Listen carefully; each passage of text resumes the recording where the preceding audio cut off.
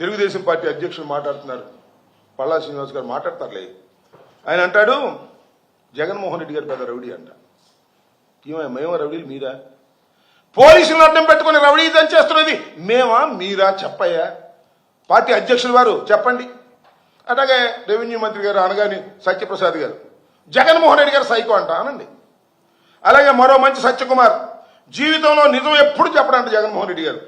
ఈయన చెప్తాడు, చంద్రబాబు చెప్తాడు, అంత ఇంకెప్పుడు చెప్పరు. చంద్రబాబు మాత్రం నిజాలు చెప్తాడు.